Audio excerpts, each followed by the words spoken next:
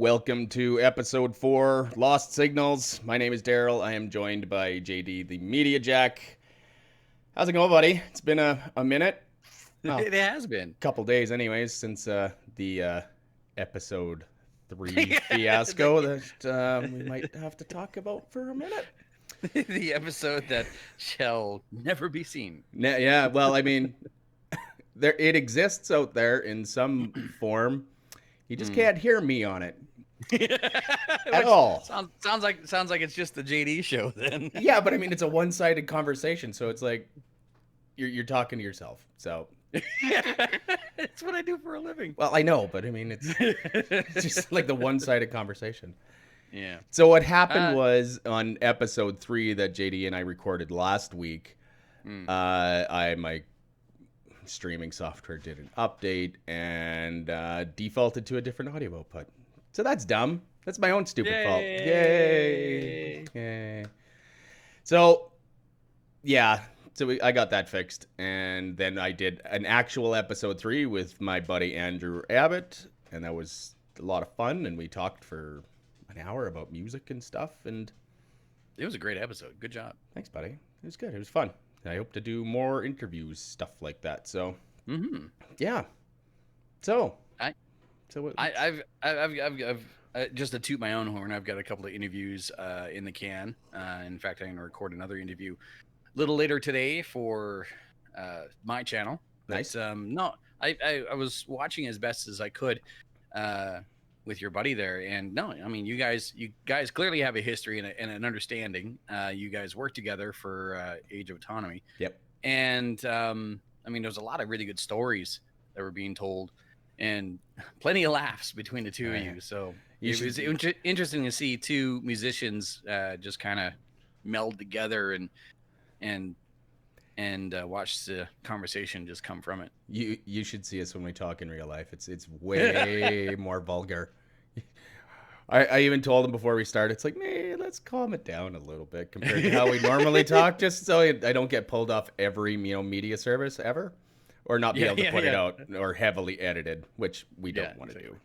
I just started this thing. Let's not let it topple yet. Exactly. It's like it's a house of cards at best. So yeah, one wrong move and it just it's gone. Yeah. So one of the topics we talked about in the Lost episode of Lost Signals, as it were, so timely. I know it's so bad. We were talking about Ready Player 1 and 2 by, was it Robert Klein? No, Ernest Klein. Yeah. So, and I had my reservations about Ready Player 2. I really enjoyed Ready Player 1. Yeah. The book, not the movie. Yes, the book. And the audiobook. The audiobook was good. Oh, the audiobook's awesome. Yeah. And then as soon as Ready Player 2 came out, I got it on Audible and I listened to it and I had issues. Yeah. I had issues. But how about this? Let's talk about like how your experience was with it compared to what mine was. Okay, so this is Ready Player 1, and I picked this up quite a few years ago, and I picked it up, believe it or not, because of a interview. It might have even been a podcast with it might have been Smodcast. Kevin Smith was talking with Will Wheaton, and Will Wheaton was like, I'm really into this book called Ready Player 1, and in fact, I've been approached to read the audio version of Ready Player 1, and it's basically Willy Wonka and the Chocolate Factory meets the Matrix type thing, and post-apocalyptic world, and there's a energy crisis and food shortages and blah blah blah. I'm like, that sounds like an interesting book. Give me pain and suffering in video games anytime. That's my life. That's my life, right there. Yeah. So before this, I had never listened to a single audiobook, not a single one. And I picked up the paperback, and I couldn't put it down. And in fact, I picked it up just before. Let's see. Just before I was on my way to Los Angeles for E3 in 2013. Yep. That would have been about very close to when it came out. I think so. Yeah. Just checking to see if I there's want to say year it on- came out in like 2011. I'm gonna I'll look quickly open it up here and see if there's any. Yeah, 2011. You're right. Yeah, see, I told you. So, you're on it. Yeah. So anyway, I couldn't put it down. Like I just could not put it down. In fact, I was reading it in the airport. I was reading it mid-flight. When I got to my hotel room, I was still reading it until I fucking finished it. And it was just an incredible ride. And then years later, I was like, you know what? This Audible thing. I mean, by the way, sponsor us. This Audible thing. I mean, you get a free book and you get to keep it even if you cancel your subscription. So like, why not? And so I got the audiobook, and like the book was great. Will Wheaton reading it. It was fantastic. It was perfect. It was perfect. And the fact that he references himself in the book is. I know. Yeah. Reading it was just reading Will Wheaton, blah blah blah. Yeah. In Ready Player One was like, meh, right? Yeah. But actually, Will Wheaton referencing himself in the book was just, it was awesome. Shut up, Wesley. Yeah. Sorry, that's a Star Trek reference. We won't do it again. Exactly. So anyways, the movie came out, and yeah. Terrible. When the movie was announced, initially I was like, I could feel my conversation I had with my father decades ago, all about the book was better than the movie, and he was referencing Hunt for Red October. Yeah, he was a big fan and always had been a big fan of these like espionage war type scenario books and movies and whatever, and he read Hunt for Red October, and then he watched Hunt for Red October, and he was so disappointed. Oh, yeah. And that was the first conversation I've ever had with him referring to the book is better than the movie. Yeah. So when it was announced Ready Player One was coming out as a movie, I'm like, oh shit. because anyone who has read Ready Player One will understand that to make this into a page for page, script for script adaptation to a movie is a licensing nightmare. It would cost you hundreds of millions of dollars to like pretty much every publishing company anywhere ever. Yes. It's just there's that many characters in it.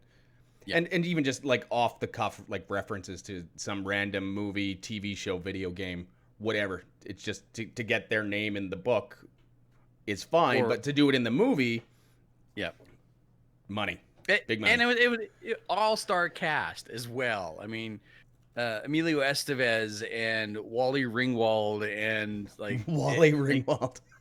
Oh yeah. Molly Jesus. Ringwald. So anyway, watch the movie, and it was one of those things where you shut off the brain and just enjoy the ride, because that's the only way you can watch this movie. Yeah. And watching it, I was disappointed, but at the same time, I could see I see where they were going, and I know why they did it. Still don't like it.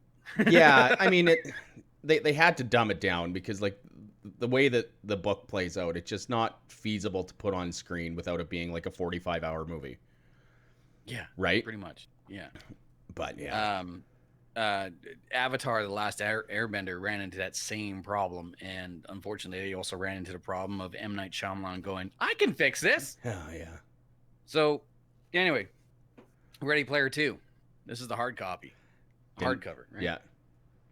And I bought it, and I think you got the audio book before me. Yeah. I had it shortly after it came out. I saw it came out, and I did the same thing.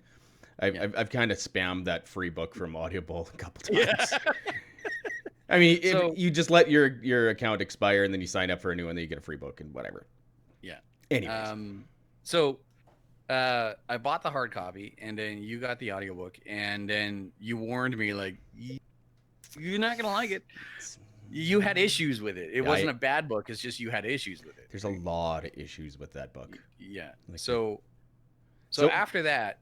Go ahead. No, I was going to ask, like, so what was your take on it? Like, yeah. So after that, after you and I had that conversation, I was like, fuck it. And I got the audiobook version of it. Yeah. and again narrated by Will Wheaton, and I powered through it. Yeah. I just like bit down on a bullet and just got through it, right? Yeah. And I got halfway through it, and I you and I were talking, and like, there's a lot of the same beats, a Oh lot yeah. of the same. Like this is like remastered. It's like Yeah, but not it's a as good. remix. Like No, it's like when you play a remastered video game that just like it loses something like in Yeah. translation. It's like, or you watch a movie that was meant in like made in the 80s and they upscale it to 4K and it loses some of the grit nostalgia. or Yes. like Yeah. that's what that book felt like to me. Like it's the same rehash story, just not done as well.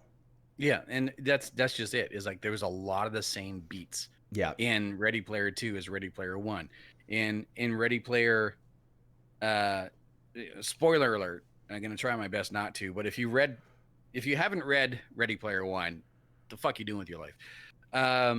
But read like, it and act like the sequel never happened. Just push it out of your head. Just... Ready Player 1, Lonesome Loser. Start off the book. Same thing with Ready Player 2. Ready Player 1, there is a massive explosion where innocent people die. Same thing with Ready Player 2. Yep. Ready Player 1, that explosion is caused by an evil mastermind. Same thing as Ready Player 2. Yep. What other giant events? Epic Showdown in front of Anorak's Castle. Yeah. Big war thing. Yeah. Yeah. Same thing in Ready Player 2. A race to find all these different things that you need to complete these quests. Yeah. Just rehashed. And the pacing was so bad in Ready Player 2. Do you understand what I'm talking about? Like when you talked about it the last time? The time lapse and the lack thereof just did not make any sense. There is a finite time. Like, okay, so Ready Player 2 happens over the span of like the actual, like from okay, we're kicking off to the end. Ready Player 1 happens over the span of a couple of years. Ready Player 2 happens over the span of about 12 hours and change. Yeah. And a lot of things happen. And a lot of things happen, then not so many things happen. Yeah. It's just... So, yeah, like the pacing is completely off at times in this book. What else happens? Character... not a main character, but a side character in Ready Player 1 needlessly dies in a heroic effort. Same thing in Ready Player 2. There is a real world crossover in Ready Player 1. Same thing in Ready Player 2. Yeah. You just like... It's the same thing. Man. It's like just... And what makes me sad is that there's going to be another book. Because I'm sure that he's already signed up for like 3 and 4 but I won't be I might partake, but I might get the audiobook. I'm not going to get the hard copy again. No. The theme through line of Ready Player 2. Okay, it started to really piss me off. Because it was holding on to that one thing. It like for dear life, and that was 7.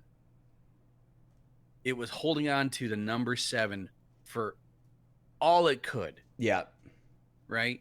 But then starting to realize what, like the person who put the main characters in this situation, and then his mindset and his obsessiveness over the love of his life that left him because he's a fucking weirdo.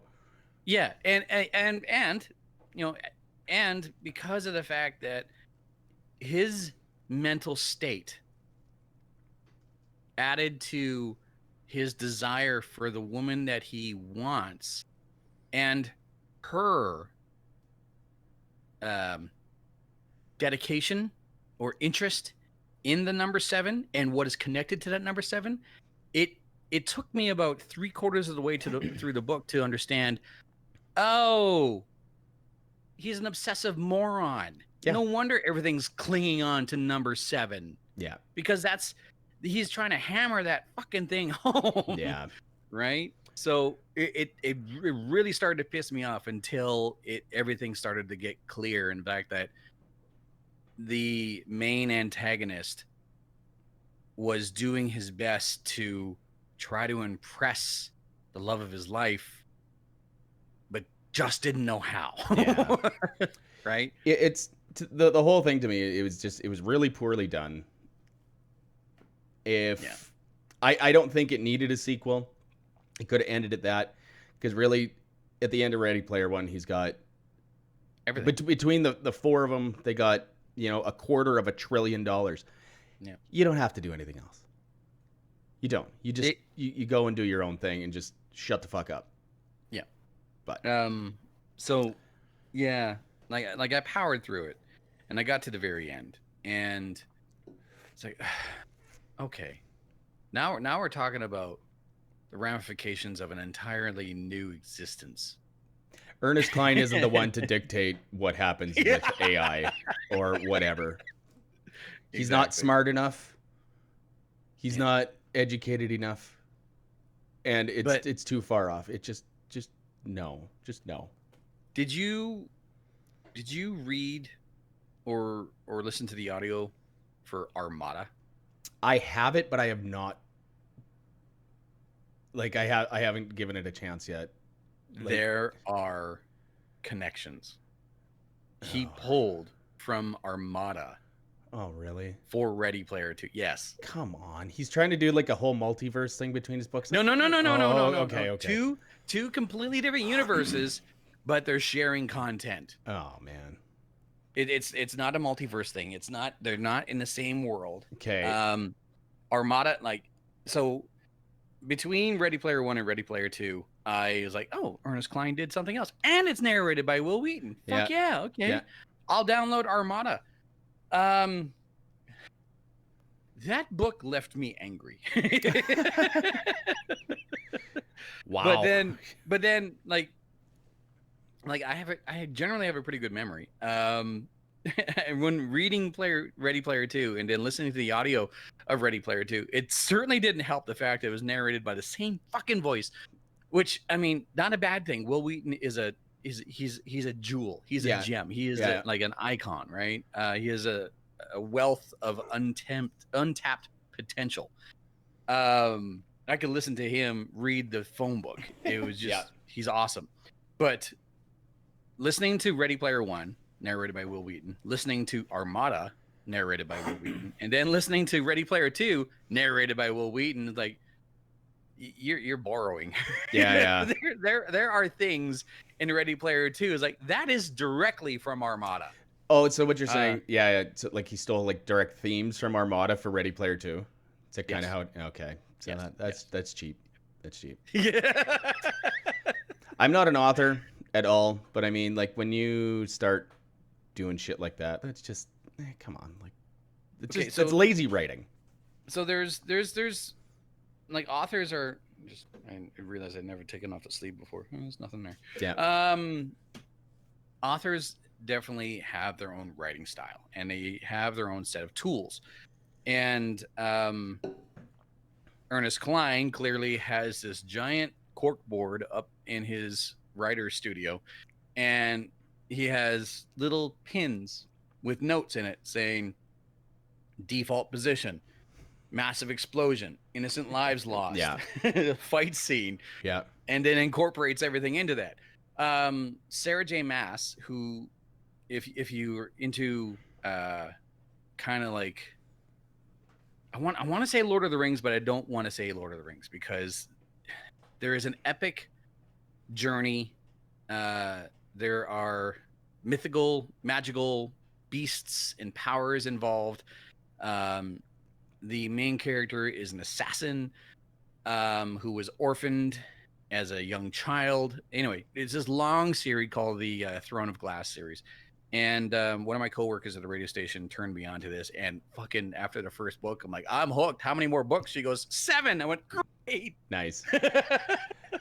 So anyway, Sarah J. Maas wrote this entire series, all interconnected, same characters the whole way through. And then she was asked to pen a one-shot Catwoman story within the DC universe. Okay. Called Soul Stealer. And the main character is Selena Kyle. Okay, yeah. Yep. Right?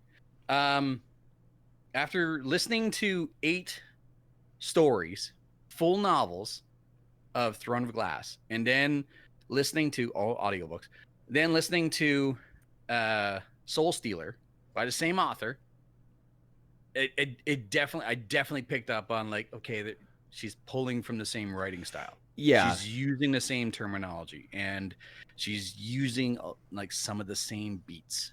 So like to continue your point there, I mean, like, yes. I'm a huge Stephen King fan. I've read pretty much everything he's ever written.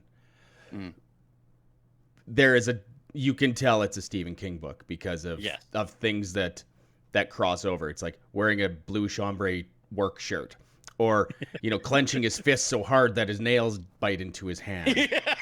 Or like in the same settings, like Derry, Maine, and and I think once you get to that point of being a writer, you can use it in either a good way or a bad way. Stephen King does it right, where he does have the whole universe, like in the whole Dark Tower universe is what you want to call it.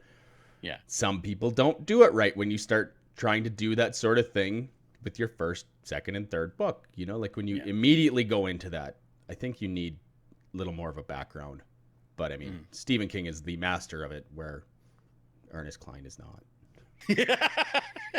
And Ernest Cline, not bad, but I mean, and by no means am I a professional critic in any format whatsoever. Even though I review, I don't critique, I review video games. Yeah. Just in our own humble opinion, this was lazy. Yeah. It was entertaining. It was to kind of a nice, to a point. Yeah, it was nice. Like I remember these characters. I love these characters. Yes, tell me more. But that was lazy. Yeah, 100%. I 3 out of 10. Maybe. I'll give it 2.5 stars out of 5. Yeah, that's way more generous than I am. But anyway, I think I had enough. I think we talked about Ernest Cline enough. Yes. Thank you for joining us for Novel Talk. Hoy. I know. Let's get into whatever this cinnamon toast shrimp is. Shit. So I was on Twitter last night at work and was scrolling through, and or it's on some whatever app I was on last night, because I go through a lot. Yeah. And I see this post about man finds shrimp tails in his cinnamon toast crunch, but the company says it's just sugar. I've seen the pictures, and I can't really bring them up right now. Well, here, 1 second. Just bring up this. So, man, the company says it's just sugar. Oh, tell me, does that look like sugar to you? No, that's discarded shrimp tails. That's fucking shrimp tails. 100%. I don't get why they're trying to play it off as that. But, like, come on, guys. Like, I'm not saying, like, okay, so General Mills has come out and said that, like, send it to us. We'll test it. We'll see where it came from. And they're trying to do the right thing. And I think the guy, I can't remember his name. Jensen Karp. Yes. Who is, funnily enough, married to Topanga from Boy Meets World. That's not funny at all. That's heartbreaking, because pictures of the actress who played Topanga. Danielle something. Fischel, yeah. Danielle Fischel. Yeah. What magical fucking serum are you drinking? Because you look exactly like you did when you were a goddamn teenager. Like 20 years ago, yeah. Holy shit! Yeah. Like Christ Almighty. Um, Anyway, and Jensen. actually, the Jensen dude was actually Yes. a freestyle rap battler back in like the 2000s or something, and he said he wrote a book. Yep. And I Yeah. think he actually pulled up or said in his tweets about it, it's like, this is not a bit. Like this is just what's happening. So I do know a little bit about the background here. okay. Jensen was an up and coming freestyle rapper, but he was actually in the midst of getting a giant push and working alongside Kanye West. Oh. And unfortunately, casualty of war, Eminem blew him out of the water. Right? Eminem exploded, and Jensen was just like, "Wow, fuck." So like he was a rap battler way back then, like in the 90s. Yes. Okay. I thought for some reason like this is like early 2000s, like after No, 8 no, no, Mile. no. Eminem blew up, and he just he was bye gone. bye. Yeah. And that's just business, right? And it was nothing personal. The Yeah. book that he wrote was Kanye West owes me $300. I don't think Kanye's got $300 to give anymore. Maybe he does. No. I don't know. Who fucking knows?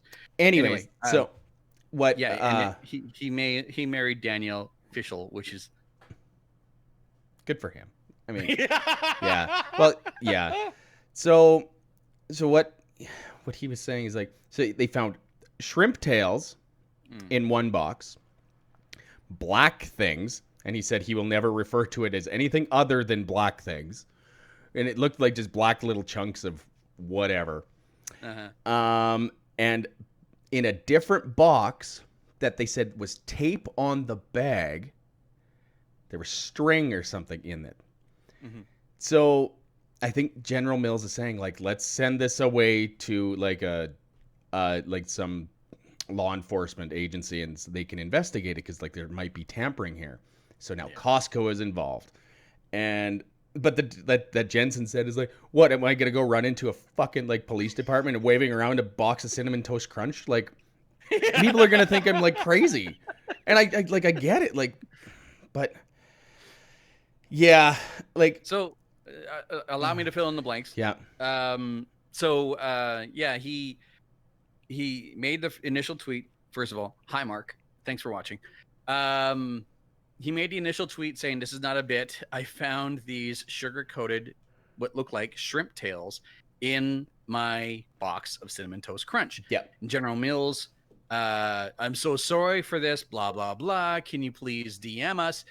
And so, you know, as a lot of big companies would do, they try to take it off the public scene. Well, and so, of course. Yeah. Jensen and a representative from General Mills had this conversation back and forth, trying to rectify this thing. But then General Mills fucked up, because after the conversation was over, General Mills went back onto Twitter in the public forum and said, just to clarify, what this person has found was not, in fact, shrimp tails, but instead just poorly collected bunches of sugar. And that's when Jensen went, now you've pissed me off. Yeah. Right? And so they took the conversation back over to the DMs, and the people at General Mills was like, just send us the evidence, and we'll try to reimburse you as best as possible. So they can hide the evidence. Exactly. So Jensen said, I'll tell you what, I'm going to send you one. Yeah. I'm keeping the other one. And that way you can't just hide this like you so clearly just tried to do in the public forum, making me sound like a crazy person. Yep. And then that's when General Mills is like, okay, well, just take that sugared supposed shrimp tail to your local police department. And yeah, his response was like, I'm going to walk into a police department and went, here's a Cinnamon Toast Crunch coated shrimp tail from General Mills. Yeah. Like a crazy person with a smoking gun. Yeah. So then this guy has some money to burn and some connections. And so he had taken the box and the contents It is so early. It's new. To a lab. Yep. And yeah, the black things are being analyzed, and it's suspected it is rat droppings. And Oh, yes, they ooh. found that there was tape sealing up one of the bags that was in a box, suggesting that a worker had found maybe rats had made their way into the bag Yeah. and then just like taped it up and then shoved it back in the box. So yeah, this Okay. is like General Mills. They screwed up when they tried to deny that this was what it was. Yeah. Right. And that was something they did not have to do. And it's like, it's not General Mills is going out and putting shrimp tails and rat shit into their cereal, even though it Right. might be made out of that, but whatever. I've never had it. I don't eat cereal anymore. But like, they're not handling it the right way. They should just be like, No, God, no. let's figure this out. There's some disgruntled employee or, you know, some negligent employee somewhere that's actively doing this, and instead of trying to, you know, push it under the rug. So And of all people, somebody that's semi-famous gets a hold of yeah, it. exactly. Someone who has just enough clout to go, hey, assholes. Yeah. Yeah. Yeah. That's messed up. Have you ever bought in something and then, like, not to this extent, but have you ever purchased something, open it up, went, the fuck? Yes, I have.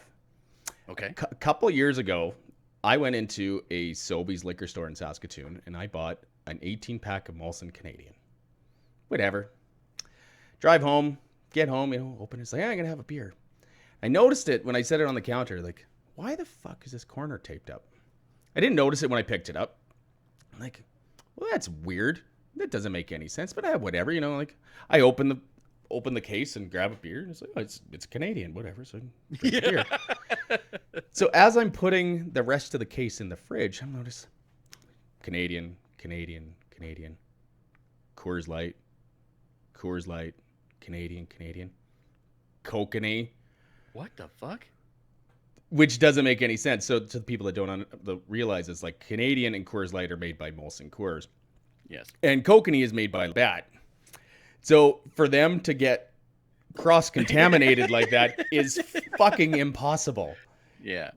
So I pulled them all out, and I set them on my counter, and I take a picture of it, and I sent it to, like, I tweeted it out to Molson Coors and Sobeys and whoever else would listen. And like within minutes, I had a DM from Molson Coors. Is like, what in the hell is going on? Yeah. They're like, I wonder if I can even find it anymore. But yeah, like, so what they said is like, okay, you obviously know, like, this is not possible. I'm like, yeah, I know. Like, it's not. Let's see. No, it's gone. It's gone.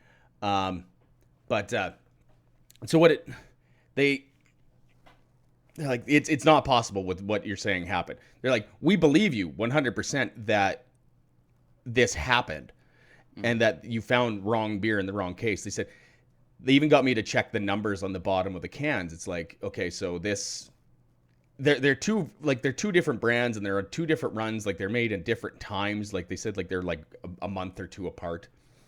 Really? So like between the Coors Light and the Canadian. So I'm like, okay, yeah, fine, whatever. So, and the Kokanee to get in there, he's like, that's no, they're not, they're two different companies. So what happened was, what they figure happened is that somebody at Sobeys or in their warehousing or whatever, a box got ripped open, a bunch of beer got broke, some factory worker or warehouse worker jammed whatever he could into this case, taped it up. It's like, see you later. Let's get her on the truck. Surprise. Yeah. It's like finding a curly fry in your regular fries. Yeah, but I don't like Coors Light or Kokanee. And I don't really like Canadian anymore either. But I mean, that's just the way it is. It's like, what the fuck? Yeah. Like, didn't make any sense. So, I mean, I bitched. And they sent me a check for like $30 to buy a new case of beer, Oh, well, which that's is not good. bad. I mean, but it's like, yeah, weird. I mean, not as bad Ah, as, shrimp tails in my Cinnamon Toast Crunch, oh but God, no, Jesus. that's I've that's disgusting. I'm trying to I'm trying to recall if there was ever anything like that at all. I mean, there's been plenty of times where I've taken things back to a grocery store, but I think that was more of just like this is not what I expected. Yeah, yeah. Um, I was even going through my social media, like, did I contact any companies or representatives? But yes, I have, but not for that specific reason. Yeah. I can tell you that there was a time many years ago, my wife and I, yes, I was married at one point in Yeah, time. yeah. We ordered pizza from a. Uh, I will not disclose the company, Okay. but it was a major chain. Okay. Okay. Anyway, we ordered pizza and some breadsticks and like a bottle of Coke or whatever, and we had it delivered. So delivery comes and give the person, pay for it, no big deal. Yeah. Put everything on the counter, open up the pizza, awesome. Open up the pizza, awesome. Open up the breadsticks. Half of it's missing, and what the fuck is this? So I call up Domino's and I go, Oh, you "What's just that?" you totally just you outed him. You totally outed him. Anyways, Whatever, I don't care. it don't Anyway, matter. It don't matter. like this is not a fault of the chain, and this No. was this was rectified afterward. So I called up Domino's and I said, "This is what I got," and they went, "Oh, hold on," and they put me on hold, and a manager comes on and goes, "Explain what happened." I said, "Okay, so I ordered 2 pizzas and some breadsticks, and what I got was 2 pizzas and a half-eaten something." Oh no. And they went, "What's your address?" And so I gave them my address, and they said, "Hold on." And again, like at the same Yeah. time, my wife is like, "I'm fucking hungry." Yeah. So, Shut up and eat some pizza. The pizza's yeah, fine. exactly. Yeah, just don't eat this. Yeah. So the manager gets on the phone and says, "I am so sorry. We're going to send a delivery driver out to you immediately. We will get you some breadsticks as well. We're going to reimburse you for the entire meal." I went, "Great." Yeah. But what happened? Yeah. Said, someone had left their dinner on the heating tray, and one of the delivery drivers accidentally grabbed that person's dinner and left your breadsticks behind. No. Oh. Oh, why is somebody's lunch on the fucking cook line? Like, what in the wow. Now again, like I have since ordered for Domino's. Yeah, yeah. In fact, I have worked for Domino's Yeah. after that, right? Yeah. And nothing against them whatsoever. It was a mistake. It was a careless worker. It was a delivery driver doing their job. Like it was just it was one person's fault. Yeah. And I was the victim, and that was it. So It like that's the happens. best I can think of. Yeah. I mean, sometimes you hear some of the shit that happens, and it's like it's nobody's fault. No. It's a simple mix-up or whatever. Yeah. But back to the shrimp, that's to me like, yeah, it might be a simple mix-up, but the way that they're handling, that was that's not stupid. That's not good. It's not good. No.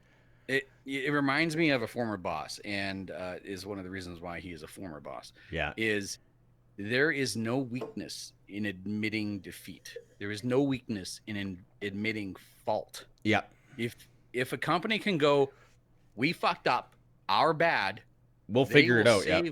Yeah, we will fix this. They will save more face than going no Yeah. and trying to deflect, right? Yeah. I had a boss who did that. He would not take responsibility for anything, even though it was clearly his fault, to the point where one of the big reasons why he got fired is because he fucked up so badly that it completely ruined a department in where I worked. Oh man, that's not good. And he tried to blame the one other person who had access to that specific department who was on vacation. Man, just fucking own it and shut the fuck up. Like, I don't get. He- Yeah. Yeah. 36 hours later, that boss was no longer employed by that company. Yeah, that makes sense. Like, yeah, you just. This is the same guy who adjusted my schedule because when I showed up to work, the station that I needed to have access to was always busy, and I had to sit around for a half an hour because there was literally nothing I can do. Yeah. And then so he adjusted my schedule to start in a half an hour later and then end a half an hour later. And then a couple of months down the road, tore a strip off me for being a half an hour late for work. And God. saying I'm on time according to my schedule. And he Yeah. was saying, no, you start at this time. It's always been this time. Don't you dare do this again. Do you not love this job? Do you not respect these people here? Do you not blah, blah, blah, blah, blah. And then proceeded to walk out of my workstation, literally walk over to the schedule and then scratch out the time. Oh. Like, fuck you. That would have been like, as he's walking away, he would have got a kick in the back, and that's about it. Just yeah. He was short enough; it would have been a kick in the head. Anyway, so yeah. Lesson learned. There is no weakness in admitting fault. Yeah. You would do yourself so much better by going, "My bad. Yep. I'm sorry. We will fix this." Yep. End of story. Yep. And whatever. And good on the guy for marrying Topanga. Yeah, exactly. My God. Yeah.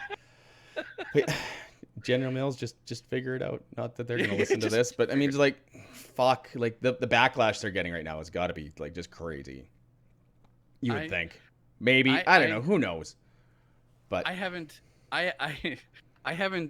purchased children's cereal in years. Yeah. The cereal that I have is it helps with my diet. Yeah. But I did wake up this morning after seeing that quick blurb and like, do I have any stocks in this? Because I'm fucking selling. Yeah. So how about something else now? Because I mean, I'm sick of talking about cereal because I'm getting hungry. No, I'm sorry. No, it's fine. So this came up yesterday, or you sent me this yesterday. Is that Microsoft wants to buy Discord. So full disclosure, how JD and I are actually talking right now is we use Discord. We use Discord for the podcast. Yes. We use Discord for when we're gaming and stuff. And what Discord actually is a communication service. You can share video, you can share your screen, you can just use voice. It's really handy and it works well. You can have a private server of 10 people, or you can have a public server of 10,000 people and have zero problems. Yeah, like no latency at all. Like it's great.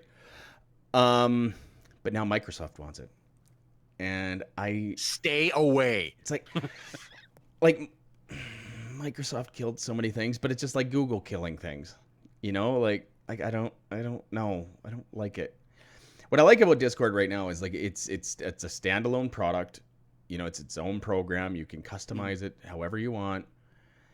And to me, it's like, okay, so Microsoft buys it. What I'm going to have to sign in with my Microsoft account. It's like, I have enough Microsoft stuff and they track me enough as it is. Yeah. And we'll get into the tracking stuff. But I mean, like, they only want your tracking information or like to track you so they can show you ads. That's it. That's all they want to do. Yeah. But like, to me, it seems like Microsoft kind of kills everything that they touch. It's like Google. You know, like there's a lot of things that Google had bought over the years, and they just fucking straight up murder. So like, there's a lot of things that Google created, and they were like, no. Yeah. So for them to for Microsoft to buy Discord, like I don't know. So, there's always been that one kid or that one person or that one man-child who gets a brand new shiny fill in the blank. Yeah. And they will play with it and they will use it and then they'll modify it and then they'll change it then they'll get sick of it. Then they'll stomp on it. And then they'll stomp on it, and then they'll ignore it. Yeah. And then they'll see something else and go, "Ooh, I want that." Yeah. That's what happened That with is Skype. exactly. Yeah. I remember using Skype back in the day, and it worked okay, considering like the technology and the hardware a guy had at the time. And I use it like for phone calls here and there, and it worked okay. But then to see what Skype is now, where it's like just automatically pre-installed in Windows, like, come on. Just Automatically pre-installed and everything. yeah. I hate it. I hate it. Sometimes it'll log me in and I'll get notifications like, wasn't fucking talking to you. It's like you get notifications from like 2013 from the last time you actually used it. Yeah. It's like, yeah, you had an 8-minute phone call with so and so.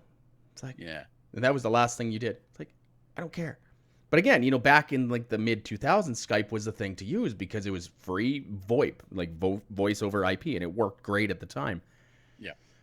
I mean, there's better options now, but like, so is that what Microsoft wants to do with Discord, where they just buy it up, gut the company, and then leave it as a shell of what it used to be? Like, what'll happen is they'll do that. Somebody else will come out with a different or better program like Discord, and then everybody will move to that. Because, I mean, it's happened before. Like, because people used to use TeamSpeak and shit like that. Now Discord's like the major thing, and if Microsoft buys it, that's, to me, it's going to be people just move on to the next thing. Yeah. No, this is not the first time that Discord has been approached by a different company. They have been approached by Google, and they've even been approached by Epic. If it was Epic, I wouldn't be using it. If it was Epic, it would be an absolute shit show. Oh, yeah. But Discord actually went public with a statement saying that I'm doubling my own words here. Yeah. Discord at this point in time is more likely to go public rather than to agree to a purchasing deal from any major company, including Microsoft at this point in time. Now, I don't think Discord will ever go public. I don't think they have to. But yeah, it's just kind of like, stay away from other people's toys. Yeah. Play with your own. Yeah. I mean, they have their own voice service. It's just nobody uses it. I mean, if they improved it to the point where it was as seamless as Discord is, it still wouldn't be as good. And you're right. Like they have Skype, and for gamers they have Xbox app. It doesn't always work. And no, I've had major issues improvement. With that. Yeah, it does. Oh yeah. Yeah, there have been times where like I've gone on a long gaming session with Chris, Mark, and James. Yeah. And like 2 hours into it, like, okay, good night, guys. And I go to the fucking, I want to leave the chat. How come? Where's the exit fucking button? Yeah. It just fucking disappears. Yeah. It's like, no, you're here forever now. You're one of us. You are now part of Microsoft. Exactly. Like I've physically had to shut down my computer just to leave a fucking chat room. You know? Yeah. It's a pain in the ass. Like Discord's much better than that. Like, oh yeah. I don't know. I don't know what's like. It's terrible. At this point in time, but Discord is not hurting. Right? No. And so they have the power and the flexibility to go, we're good. Yeah. You know, even though the budget, or not the budget, the offer across the table is $10 billion fucking dollars. So sometimes it's not about the money. Sometimes it's about sending a message. Did you see the meme that I shared on Facebook? It says, "Would you slap your coworker for $25,000?" And then under it, go ahead. Under it says me, and it's a picture of the Joker from Dark Knight. It's, Heath Ledger Joker. It's like, it's not about the money. Yeah. I'd slap my coworkers for $5. Fuck, I'd pay somebody $5 to slap some of my coworkers. Exactly. It's a good thing none of them know that I do this, and we'll see this. What's funny is that I shared that while I was at work at the radio station. I was thinking to myself, like, am I gonna get backlash for this? But then, like, a couple of my coworkers at the radio station, like, fuck yeah, yeah, 100%. So I'd be cashing that in. I just like slap session. Just like, give me that money. line up. Yeah. I'm gonna be a fucking millionaire by the end of the day. Oh, yeah. Boy. I'm out of notes. One interesting thing. I was I drive. I drive big truck, but mostly these days I drive private charter bus. Yep. It's if anyone out there is ever like, how do I make money? How do I make money? Get a big rig license, a class 1, whatever it is called, wherever you live. If you can get yourself a job where you're guaranteed to be home every night, can take it. Yeah. It is. I kind of feel weird about doing this because Yeah. I'm Yeah. saying okay. Yeah. Yeah. Right? Not the other thing. We're not the Not other the thing. other thing. I may God, be bald, no. but that's genetic. That's not choice. Yeah. You know, yeah, it came up in a life where, this means okay. Yeah. That is it. Not the other thing. Not some weird psychotic bullshit. Yeah. Anyway, if you can get yourself a class 1 license or a big truck license and your air brake, and then you can find yourself a job that guarantees you're home every night, that's the way to live. Right? Oh, yeah. That's the only reason why I'm able to have a part-time job at a radio station and still survive. Yeah. So anyway, a couple of years ago, it was actually just after the Humboldt bus accident. Yeah, we're coming up on 3 years.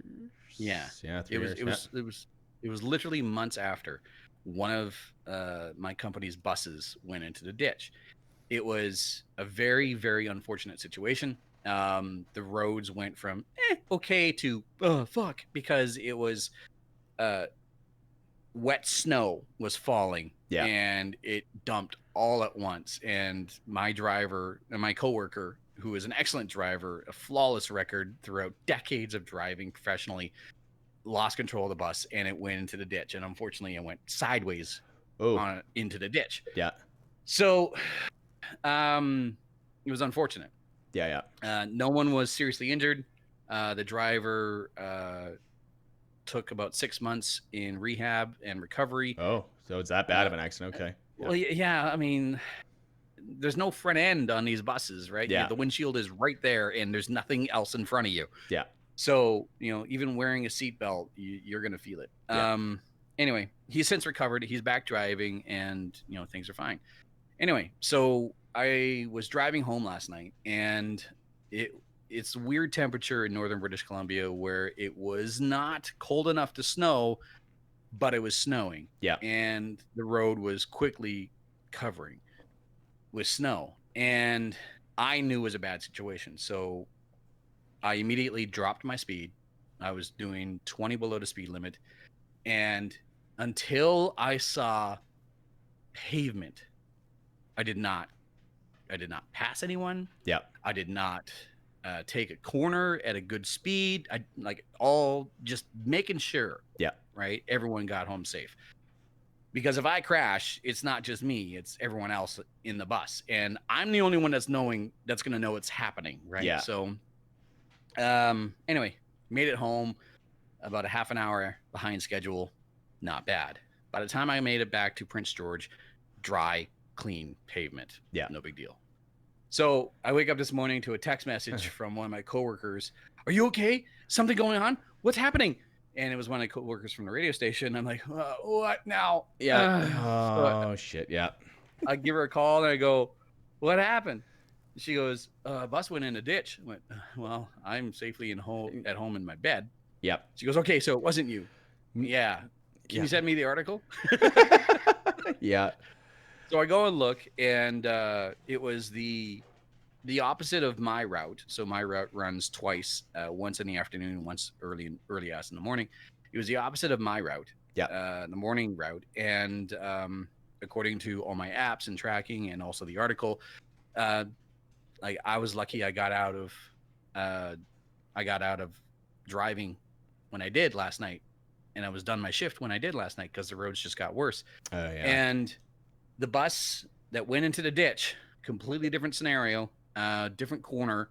The roads were shit, and the bus was not even close to being at speed limit, let alone above it. It was way below it. Yeah. The bus like bloop, and just missed the corner and went into the ditch. And it was one of those situations where like, here's the road, here's the ditch. So like no one was seriously injured. Yeah. But at the same time, I'm just like, Yeah. just no more, please, no more. Yeah. No more. Yeah. No, I guess hitting the ditch around there is probably way worse than it is where I live. Because I mean, it's flat here. Yeah, I was gonna say hitting the ditch out where you are is like just drive back on the road. Yeah, I've done that. I've done that. You know, just up other side. Yeah, it's fine. Yeah, it is. It can be dangerous around here. I mean, Yeah. There's portions of that route where one side it's a cliff face and the other side it's a lake. Yeah. So Yeah. don't fall off there. But yeah, just something like that is always just a little bit nerve wracking. Driving as many years as I have, I've seen way worse scenarios. Yeah.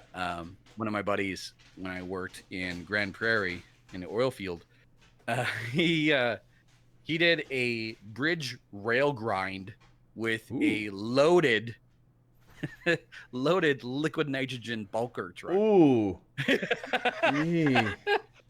Let me guess. Like, was he south of Grand Prairie? He would have been east of Grand Prairie, just outside Fox Creek. So okay, yeah. Northeast. Yeah. Right? Yeah, so I worked in like Grand Prairie for like 5 years, so yeah. So he was coming down a hill and just lost control of the trailer. Best he can do, right? The weather was that bad, but the best he can do. The trailer came out in front of him. It swung the cab around, and then it rolled, and then it like rail grind across a bridge. Fortunately, it wasn't like there was no light standards or something like that. It was just a simple creek bridge, and so it just it went across. The fact that it was loaded actually saved his ass because it was pressurized, and so it held its shape. Oh, okay. Otherwise, yeah, right? that could have been really bad. Otherwise, it probably would have broke open. And whenever a liquid nitrogen truck is empty, it's never technically empty. Yeah, it still has like it takes a lot to completely empty one of those things. So because it was loaded, it actually saved him. But the accident was so spectacular that a couple of months later, just out of procedure, they had a safety meeting, and in the safety meeting, there's always like pamphlets and flyers and stuff like that. He showed up in one of those pamphlets. Yeah. And anyway, they walked around. They went around the group, as he's telling me this. I wasn't there for it. He went around a group introducing himself and themselves, and he went, "Hi, my name is Ryan. I've been working for this company for 4 years, and that's me on page 5." And he said instantly everyone went, "What?" Yeah, that's me. That's me. I did that. That's awesome. So yeah, like the roads around here. I mean, like the roads are usually fine. I mean, besides being in bad repair, but the weather changes around here so much that like you don't know what the roads are going to be like one day to the next. Like like on like last weekend it was like plus 15 out, and like last night it was minus 15 Celsius. So it's like don't know what it's going to do. Like even today, I don't know what's going to be like today. Cold probably. Oh no, 4 degrees. Never mind. It'd be nice. Yeah. I mean, look here. Supposed to get up to a high of 7 degrees, low of 0, chance of showers throughout the day. It's like I'm still looking at just below freezing temperatures into the weekend, but like it's supposed to be like 9 here on the weekend. So if it can stay consistently above freezing, it would do everyone a great favor right now. Yeah.